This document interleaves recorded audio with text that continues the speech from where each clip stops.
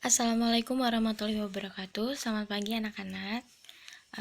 Pada pertemuan kali ini kita akan membahas tentang kesetimbangan kimia. Oke, langsung aja ya. Jadi, dalam reaksi kimia itu ada reaksi irreversibel dan reaksi reversibel.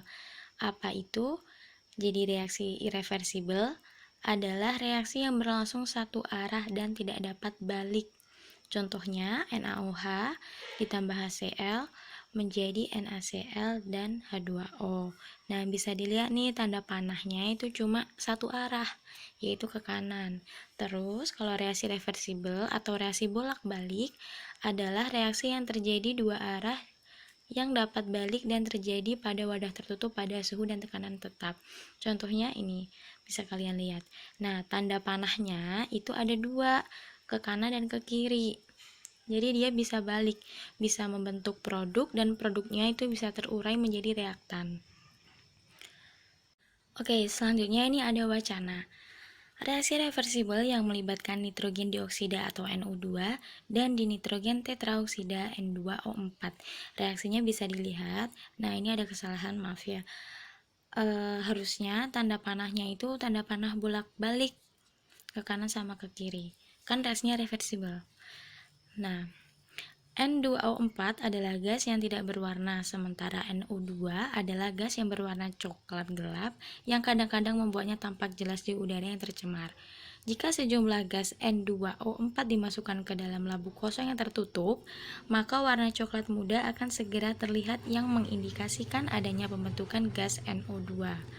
Warna di dalam labu akan semakin coklat gelap dengan terus berlangsungnya penguraian N2O4 sampai akhirnya tidak terlihat lagi perubahan warnanya. Reaksi ini pembentukan gas NO2 dan penguraian gas N2O4 terjadi secara terus-menerus yang mengakibatkan terjadinya kesetimbangan dinamis.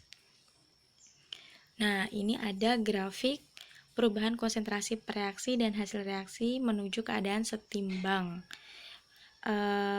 Yang konsentrasi A itu adalah laju reaksi N2O4 dan yang B ini NO2. Nah, laju reaksi terurainya gas N2O4 mula-mula berlangsung dengan cepat. Ini mula-mula berlangsung dengan cepat, lalu kemudian seiring berjalannya waktu dia semakin berkurang. Nah, pada saat yang bersamaan mulai terbentuk gas NO2. Pada saat itu juga gas NO2 yang terbentuk kembali menjadi gas N2O4. Jadi tuh gas NO2 yang terbentuk kan tadi produknya itu kan yang NO2. Waktu gas NO2-nya itu terbentuk pada saat yang bersamaan juga itu dia terurai kembali menjadi gas N2O4 secara terus-menerus. Nah, itu yang dimaksud dengan keadaan kesetimbangan. Oke, bisa dilihat di grafiknya ini. Nah, ini yang putus-putus ini, garis putus-putus itu menunjukkan keadaan setimbangnya. Lalu ada macam-macam kesetimbangan, yaitu kesetimbangan homogen dan kesetimbangan heterogen. Oke, lanjut ya. Jadi keadaan setimbang itu adalah keadaan di mana laju reaksi pembentukan produk dan laju reaksi penguraian produknya itu sama besar dan konsentrasi reaktan dan produknya itu tidak lagi berubah seiring berjalannya waktu. Lalu yang dimaksud dengan kesetimbangan dinamis adalah reaksi bolak-balik dengan laju yang sama untuk kedua arah yang tetap berlangsung secara terus-menerus dalam wadah tertutup. Kesetimbangan statis adalah keadaan kesetimbangan yang tidak ada lagi pergerakan atau berhenti. Salah satu contohnya pada neraca sama lengan yang digunakan untuk mengukur massa. Biasanya kesetimbangan statis banyak dijumpai di fisika. Nah, sekarang kita belajar tentang kesetimbangan homogen dan heterogen. Ini bisa dilihat, yang ini adalah contoh contoh kesetimbangan heterogen. CaCO3 yang berfasa solid atau wujudnya solid. Solid itu apa? Padat. Lalu reaksi kesetimbangan CaO solid plus CO2 gas. Kenapa dia disebut heterogen? Karena ini dilihat dari fasanya atau wujudnya. Kan CaCO3 itu solid, CaO itu solid, dan CO2 itu gas. Heterogen itu beda. Hetero itu beda. Jadi ini fasanya beda. Fasa zat-zat yang bereaksi itu beda. Terus kalau homogen, ini contoh yang homogen. Pada N2 plus 3H2 reaksi kesetimbangan 2NH3. Kenapa dia disebut homogen? Homo itu kan sama artinya. Karena wujudnya itu sama. Fasanya gas, gas, gas. Nah, ini contohnya ya, kesetimbangan homogen. Maaf typo. Ini wujudnya sama-sama gas, ini sama-sama gas. Kalau yang heterogen, ini ada gas, gas, ini ada liquid. Ini ada solid, solid, gas. Jadi beda fasanya. Nih pengertiannya. Kesetimbangan homogen adalah suatu kesetimbangan kimia yang semua spesies bereaksinya, yaitu reaktan dan produknya, berada pada fasa yang sama. Lalu kalau heterogen itu suatu kesetimbangan kimia yang melibatkan reaktan dan produk yang berada pada fasa yang berbeda. Ya, selanjutnya kita belajar tentang tetapan kesetimbangan Kc dan Kp pada reaksi heterogen. Tetapan kesetimbangan atau simbolnya itu K atau hukum aksi massa, yaitu hasil kali konsentrasi produk dipangkatkan koefisien reaksinya dibagi hasil kali konsentrasi reaktan dipangkatkan koefisien reaksinya selalu memberikan nilai yang tetap pada suhu tertentu. Nah, terus ada istilah Kc dan Kp.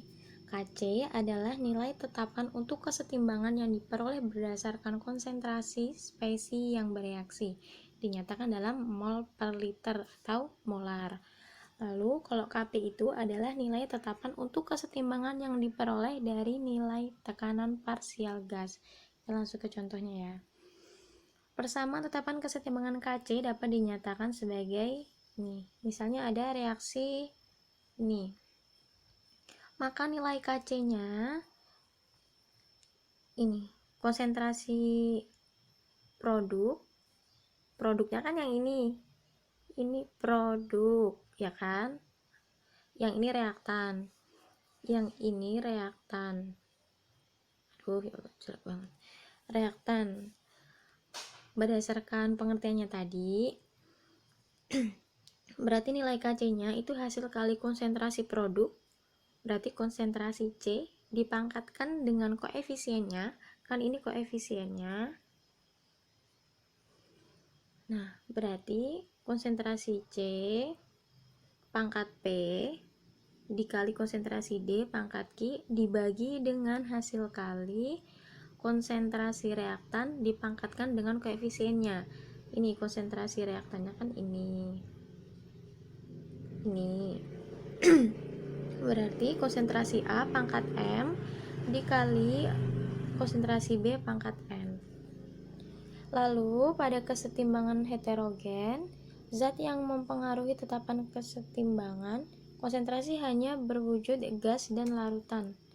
Nah, yang berlaku ini adalah zat yang berspesies atau yang berwujud gas dan larutan. Jadi liquidnya nggak masuk. Nah, misalnya reaksinya seperti ini. Reaksinya seperti ini. Maka nilai Kc-nya sama dengan, ingat, yang mempengaruhi itu cuma gas sama aqueous. Jadi yang produknya yang dilihat cuma yang berfasa gas. Yang reaktannya juga yang dilihat gas sama aqueous. Kan ini aqueous. Solidnya ini enggak dimasukin. Jadi nilai Kc-nya sama dengan konsentrasi D pangkat Q dibagi konsentrasi A pangkat M. Lalu persamaan tetapan kesetimbangan Kp dapat dinyatakan. Misalnya nih ada reaksi kayak gini. Ada reaksi ini, maka nilai Kp-nya, ingat kalau Kp itu kan dia parsial, tekanan, dia berlakunya cuma untuk gas. Berarti dia bukan konsentrasi, tapi nilai tekanannya berapa. Nah, berarti nilai Kp-nya tekanan parsial C di pangkat P dikali tekanan parsial D pangkat Q dibagi yang reaktan. Tekanan parsial A pangkat M dikali tekanan parsial B pangkat N. Nah, pada kesetimbangan heterogen, zat yang mempengaruhi tetapan kesetimbangannya yaitu hanya yang berwujud gas. Nah, misalnya nih, reaksi yang ini, maka tekanan parsialnya kan ini produk dibagi reaktan. Produknya cari yang fasanya gas, yaitu yang D. Jadi, tekanan parsial D pangkat Q, pangkat koefisiennya, dibagi yang reaktan. Yang reaktan ini harusnya fasanya gas. Nah, jadi tekanan parsial A pangkat M, gitu ya, yang gas. Selanjutnya kita bahas mengenai faktor-faktor yang mempengaruhi pergeseran reaksi kesetimbangan. Jadi faktornya itu ada 4, yaitu konsentrasi, tekanan dan volume, suhu, dan katalis. Yang pertama, ini kita bahas tentang pengaruh konsentrasi.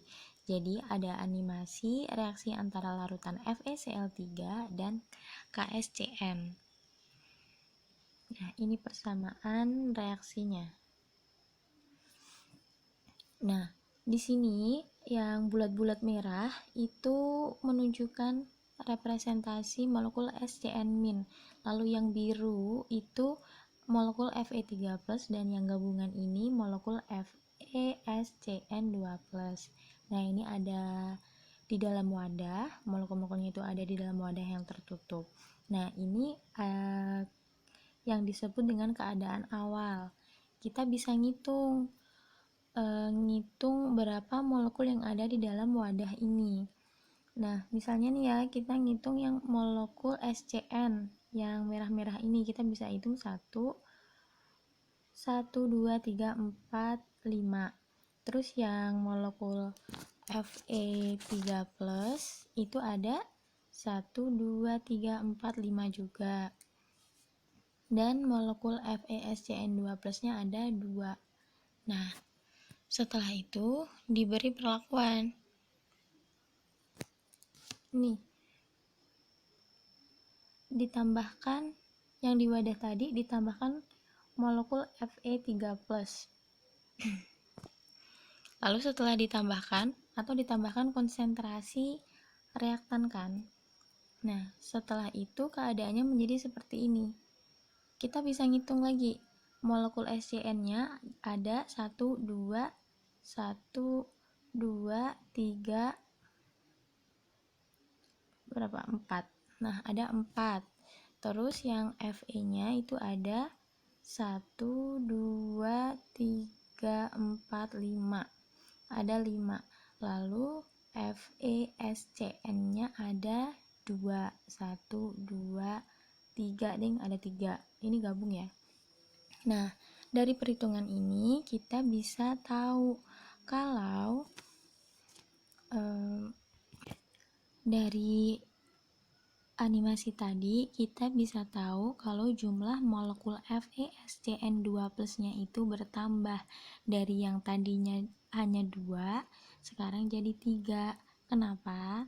Nah, karena kan ini tadi dikasih perlakuan ditambahkan molekul Fe3+, kan di sini tadi ada yang biru-biru, atau penambahan konsentrasi pada reaktan.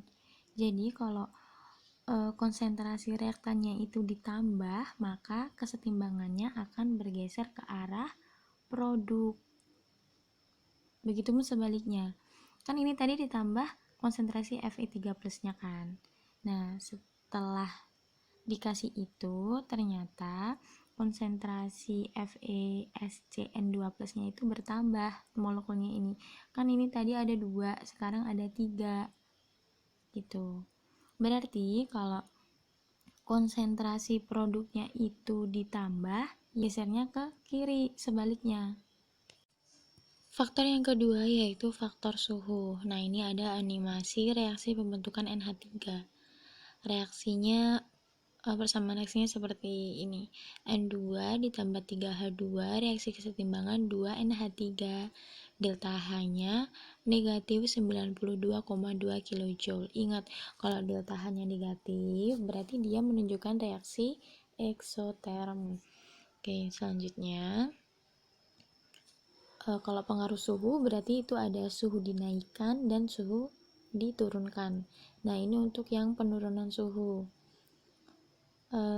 Ini molekul H2 itu ditunjukkan dengan yang biru-biru, yang merah itu molekul N2, dan yang gabungan itu molekul NH3. Ini sama caranya yang kayak yang pengaruh konsentrasi tadi. Dihitung dulu keadaan awalnya. Nah, jadi di sini ada molekul H2-nya itu ada 7. Bisa dihitung ya. Terus yang molekul N2-nya itu ada 4 dan molekul NH3-nya ada 2. Lalu misalnya ini awalnya suhu 50 derajat Celcius. Lalu suhunya diturunkan menjadi 30 derajat. Lalu apa yang terjadi? Nah, berubah. Di sini molekul N2-nya itu ada 3, molekul H2-nya itu ada 4, dan molekul NH3-nya itu ada 4 juga. Nah, kita bisa lihat kalau molekul produknya itu yang tadinya 2 jadi 4. Berarti gesernya ke arah mana? Ke arah produk. Kan awalnya NH3 itu kan ada 2 dan sekarang ada 4 gitu. Nah, kebalikannya, kalau misalnya suhu dinaikkan yang tadinya 50 sekarang jadi 70. Nah, ini keadaan awalnya. N2-nya itu ada 3, H2-nya ada 4, NH3-nya ada 4. Keadaan awalnya ya. Setelah suhu dinaikkan, apa yang terjadi? Nah, berubah. Molekul N2-nya ada 3, molekul H2-nya ada 5, dan molekul NH3-nya ada 2. NH3-nya yang tadinya 4 jadi 2. Kan gedean yang 4, berarti dia gesernya ke kiri atau ke reaktan.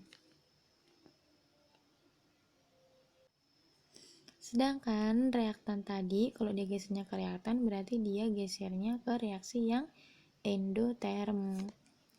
Kalau yang suhunya diturunkan tadi dia gesernya ke reaksi eksoterm atau ke kanan. Kan tadi reaksinya eksoterm. Oke, singkatnya gini ya. Karena reaksi ini tuh kan reaksi eksoterm. Reaksi ke kanan itu eksoterm. Karena dilihat dari delta H-nya. Berarti kalau reaksi ke kiri yaitu endoterm. Berarti delta H-nya positif. Nah, kalau suhunya itu dinaikkan, maka ini kan eksoterm ya. Kalau suhunya dinaikkan, dia akan bergesernya ke kiri, reaksi endoterm. Kalau suhunya itu diturunkan, dia akan gesernya ke kanan, reaksi eksoterm. Begitupun sebaliknya. Faktor yang selanjutnya yaitu faktor perubahan volume dan tekanan. Jadi, volume sama tekanan itu tuh berbanding terbalik. Kalau misalnya volumenya itu diperbesar berarti tekanannya diperkecil. Kalau tekanannya diperbesar berarti volumenya diperkecil. Nah, misalnya nih, langsung aja ya. Perhatikan reaksi kesetimbangan berikut. A berfase gas ditambah B2 gas, reaksi kesetimbangan A, B2 gas. Nah, perlu diketahui kalau yang mempengaruhi itu hanya yang berfase gas dan aquos. Misalnya, pada kesetimbangan tersebut koefisien ruas kiri dianggap 2 yang dilihat gasnya ya, berarti 1 tambah 1 kan ada 2. Terus yang produknya juga ada 1. Nah, apabila volume diperbesar, maka kesetimbangan akan bergeser ke arah kiri atau reaktan. Jadi kalau volumenya diperbesar atau tekanannya diperkecil, maka kesetimbangannya itu akan bergeser ke kiri yang jumlah molnya itu lebih besar. Akan jumlah molnya lebih besar kan yang sebelah kiri kan ada 2. Dilihat dari mana jumlah molnya? Dilihat dari koefisiennya. Nih. Misalnya, jika mol reaktannya itu lebih besar daripada mol produk, kayak yang tadi, mol reaktannya kan lebih besar, ada 2, sedangkan mol produknya ada 1. Maka, jika volumenya itu diperkecil atau tekanan diperbesar, maka kesetimbangannya akan bergeser ke kanan. Tapi kalau volumenya diperbesar atau tekanan diperkecil, maka kesetimbangan akan bergeser ke kiri, yang mol reaktannya itu lebih besar. Begitupun sebaliknya. Yang terakhir yaitu ada pengaruh katalis. Jadi pada reaksi kesetimbangan, penambahan katalis itu tidak mempengaruhi pergeseran kesetimbangan, tetapi katalis hanya berperan untuk mempercepat tercapainya kesetimbangan. Setelah tercapai kesetimbangan, maka katalis tidak berperan lagi. Kita akan belajar mengenai hubungan antara Kc dan Kp. Misalnya ini ada kasus seperti ini. Diketahui reaksi pembentukan gas amonia sebagai berikut. 3H2 gas ditambah N2 gas, reaksi kesetimbangan 2NH3 gas. Diketahui nilai Kc-nya sama dengan 5,4 dikali 10 pangkat 8 pada suhu 25 derajat Celcius. Nah, pada reaksi pembentukan gas amonia ini, fasa reaksi dan hasil reaksinya berada dalam wujud gas. Namun, nilai tekanan parsial masing-masing gas dalam reaksi tersebut tidak diketahui. Lalu, gimana kalau misalnya yang ditanya itu harga Kp-nya? Adakah hubungan antara Kc dan Kp? Bagaimanakah hubungannya? Hubungannya baik-baik saja. Enggak. Nah, ini jelasin. Disimak. Jadi, hubungan antara Kp dan Kc itu, misalnya nih, kan tadi reaksinya kayak gini. Fasenya gas semua. Nah, berarti kan nilai Kc-nya sama dengan, kalian udah tahu ya, konsentrasi produk dipangkatkan koefisiennya dibagi konsentrasi reaktan dipangkatkan koefisiennya. Lalu nilai Kp-nya sama aja, tapi bukan konsentrasi, tapi tekanan parsialnya, kan kayak gini. Nah, menurut hukum gas ideal, PV sama dengan nRT, maka P itu kan tekanan.